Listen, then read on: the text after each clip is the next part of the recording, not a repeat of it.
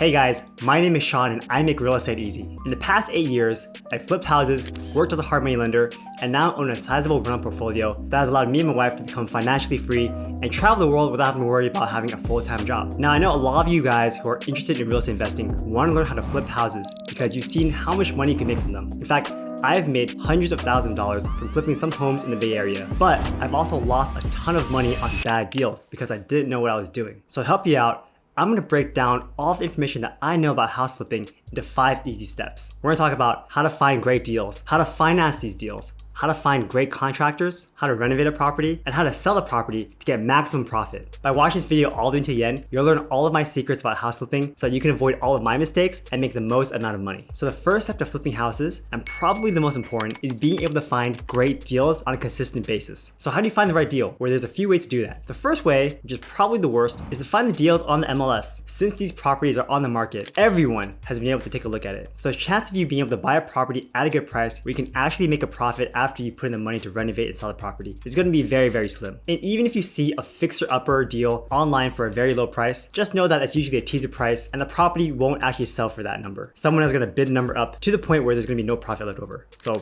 honestly, don't bother with those. The way that I use MLS is I use to see what properties would sell for after they're renovated. So you can use those properties as inspiration. Like you can go in there, tour the properties, see how the flipper renovated them, and also see what the properties sell for to get a good value on your ARV or after repair value. Now the second way to find deals is through something called a pocket listing through a real estate agent. A pocket listing is an off-market deal where a seller has approached a real estate agent and has told them specifically that they don't want their property on the market. Now this could be for various reasons. The common one is that this person may be a hoarder and they're embarrassed of having a bunch of people going into the home, looking at the property and judging them. They also probably don't want their neighbors to know that they're selling the home, so they want to do this kind of low key. Now the cool thing about getting a pocket listing is that you usually don't have to pay any extra commissions or extra fees for them bringing the deal to you. These agents are usually very happy to do something like this because they usually get both sides of the commission. So they'll be able to get commission from the seller and they'll also get commission from you for representing you as the buyer. So they don't have to do much work. They connect you, a trustworthy real estate investor, with their seller, and boom, they just get 5 or 6% of the home sale as commission. And because it's an off-market deal, you can usually buy the properties at below market price. And the third way to get off-market deals is by going to a wholesaler. A wholesaler is someone who goes out there, farms for a lot of deals, and eventually when they have a good deal, they pass it on to a flipper for a small profit. Now the cool thing about working with wholesalers instead of working with real estate agents is that they won't judge you. If you're talking to a lot of real estate agents, they might look at you kind of funny. Some real estate agents will be like, oh, why would my clients ever sell their property off market? It makes no sense for them to sell their properties below market value. Whereas wholesalers, it's their whole business. So they're gonna be very happy to have you on their buyers list. But of course, the downside is with wholesalers, you have to pay a wholesale fee, and that could likely be in the tens of thousands of dollars. In fact, most of our off-market deals do come from wholesalers, and we're actually very happy to pay them their fee because I personally do not like going out there looking for deals myself, taking phone calls, negotiating with sellers. And of course, the fourth way to find deals is to go to the sellers directly. Now, finding deals is a job in itself and a very time-consuming and hectic one. You basically have to find a list of property owners and then contact them some way, whether that be through text message, email, direct mail, and then sending out tens of thousands of these messages, hopefully to get someone to come back to you and say that yes, they were willing to sell their property at a certain price. Now, this does require a good amount of marketing dollars because think about it, for every piece of mail you send out, that could be $1 to $1.50. And if you're sending 10,000 of these mail pieces, then that's $10,000 to $15,000 right there. And from my experience, a lot of the responses back are going to be largely negative. People are going to cuss you out and hate you for even asking if you want to buy their house. However, if you can do this consistently and you don't mind getting in the backlash, it can be very, very profitable. In fact, people are making hundreds of thousands of dollars from either flipping the deals themselves or wholesaling to another flipper. Now, if you're trying to find your own off-market deals, then I definitely recommend checking out PropStream. PropStream has a huge database that helps you create a list of potential sellers that gives you their names and addresses so you can start sending out those direct mail pieces to them in the hope that they sell you their property. And if you use my link in the description below, you can even try for free for 7 days. It's one of the best data sources out there, and if you're serious about finding your own deals, it's one of the best tools to use. If you can even get one deal off of it, then it'll pay itself off many, many times over. So be sure to check it out with the link down below. Now, once you have a deal, the next step is to finance it. Buying up fixer-uppers is very different than buying a traditional home. For flips, most people are going to be using private money loans, hard money loans, or cash. Because when you're buying a fixer-upper, it's very hard to get it with a 30-year traditional loan because these properties are probably not going to be in the best condition. But to get a 30-year fixed mortgage, it usually requires an appraisal and typically needs to satisfy some certain criteria for their inspection in order for the lender to approve the loan. But getting a loan from a private money lender or hard money lender is different because they understand the value of the property itself or the deal itself. So you might be wondering, what's the difference between a private money loan and a hard money loan? A private money loan is a loan from someone that you may know personally or professionally, and they're giving you their money out of their own pocket. So an example of this may be, a well-off family member or someone you meet at a real estate meetup who doesn't have enough time to do deals themselves, but want to deploy some of their money into real estate to diversify their investments. So if you can present them a good deal, they may take some of the money out of their retirement accounts or their savings and lend it to you at 10 to 12% in order for you to buy a property, do the renovations, and then flip and sell it. Now the cool thing about a private money loan is that since it's an individual's money, the possibilities are endless. You can have all kinds of negotiating terms, you can have different kinds of payback times, the amount that they give you is also very flexible. So some private money lenders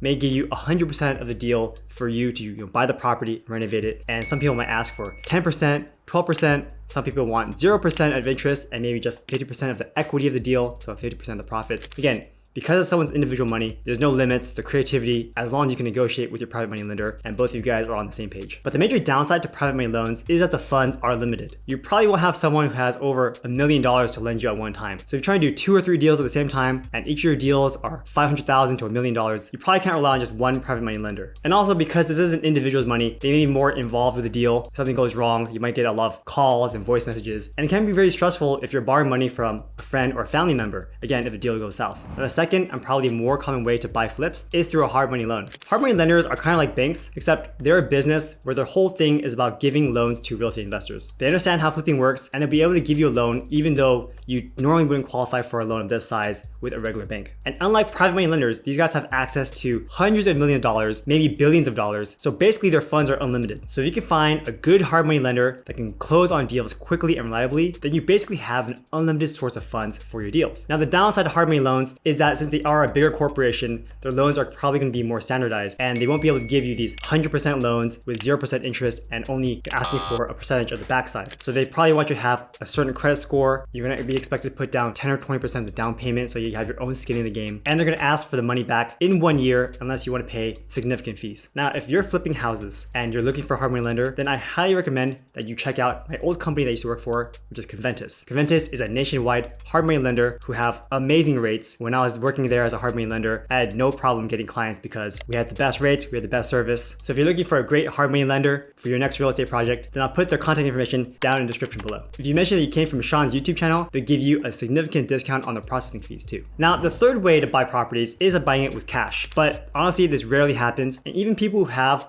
a lot of money probably don't want to tie up all their money into one deal, so they just default to using hard money loans anyway. Now the third step to flipping houses is to find a good contractor. Your contractor will make or break your project. You may find a contractor who promises you the world, who says you're going to be able to do this job under budget within 1 month and then drag you along for months, making you pay way more money in holding costs and delaying your schedule and possibly even having you sell the property below what you were looking for because now the property is out of season. Now the best way to find a contractor is through a referral from another investor or a real estate agent. Now the thing is, most real estate investors probably won't share their contact information with you because they want to keep the good contractors close to their chest, because in the worst case scenario, you may have a job and taking over their contractor when they need them for their projects. And because now this contractor is double booked, they can't get their own deals done. Now you can also ask the real estate agents for referrals, and these also tend to be very good. However, they're used to working with residential customers, so the prices may be higher than working with investors. So the way that we like finding contractors is by going on Facebook and finding the Facebook groups for the city that we're in. Many of the contractors in those areas post their business on Facebook. Now the people that we found on Facebook tend to be pretty responsive and a little bit tech savvy, so the communication skills are a lot better, and we're able to pay them through Zelle, QuickPay, instead of having to write physical checks all the time. Now finally, in my opinion, the worst way to find contractors is by going on Yelp. See, the thing is with Yelp, the reviews could be fake, or if they're like really, really good, then they're probably gonna be very, very expensive. So if you can, find your contractor through referrals or through Facebook groups. Now once you have your deal, you know how to finance it, you find your contractor. Next step is understanding how to actually renovate a property.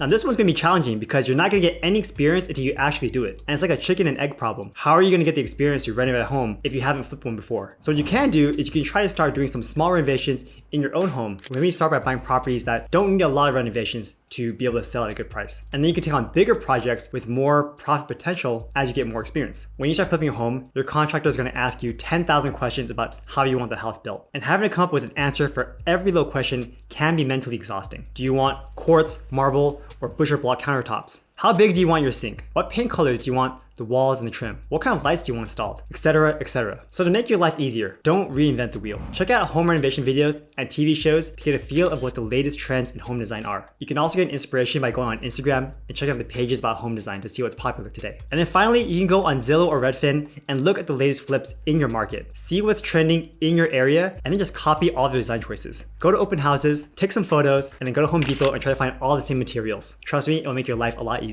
Now before you start renovating, work with your contractor and create a scope of work. This outlines every line item as well as the cost. Also create a contract with your contractor so that they understand when they get paid when the job is done. The way that I work with most of my contractors is I give them a small deposit to get started and buy some starting materials, and then I only pay for the labor when they complete each phase. And the way that I pay for materials is I have them go to Home Depot, put everything on a big list, and then Home Depot calls me and asks me for my credit card so that they can pay for that whole bucket. And during the renovation, you should definitely schedule several walkthroughs with your contractor so he can show you the progress and make sure that all the inspectors are called and scheduled for each phase. If you don't schedule these inspections properly, then you might have to redo the work, which can cost you time and money. Now finally, the most important step is how you sell the property to make the most amount of money. Before you sell the property, make sure that all of the inspections and permits are finalized and start looking for a great agent to sell your property. If you got the deal as a pocket listing from the agent, you should use that agent to represent you again. This way they'd be more happy to work with you over and over again because they're basically getting 3 commissions just from working with you. Now, another way to earn some more money while flipping a home is by getting a referral fee from a real estate agent. Now, not everybody can do this, but I have a real estate agent license. And because of this, I typically get 25% of all commissions to referrals I sent to other realtors. So if a realtor sold a home from a referral that I sent to them, and let's say they made $10,000 from that commission, then I would get $2,500 as kind of a kickback or referral for referring that person in the first place. And the cool thing is, you can also refer yourself. So since I found an agent to sell my properties, and I don't want to list it myself, I get a referral for referring myself to the agent. So it's a way to get a little bit more money for every property that you sell. Now, when you put your listing on the market, try to get an offer or accept something within the first 2 weeks. Otherwise, your property will be considered a dead listing, and people are going to start wondering what's wrong with your property.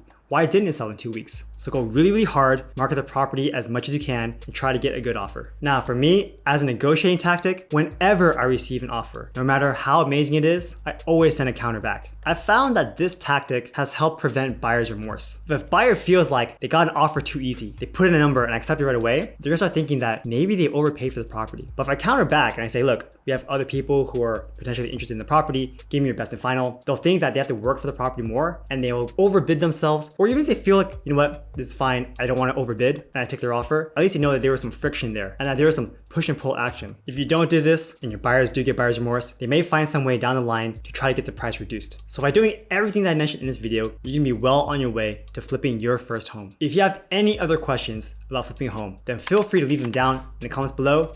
I'll be sure to get back to them. And if you're interested in learning more about hard money loans and how to finance your flips with them, then check out this video where I teach you how to get the best hard money loans with the lowest rates. Thanks for watching. I appreciate you and I'll see you next time. Take care.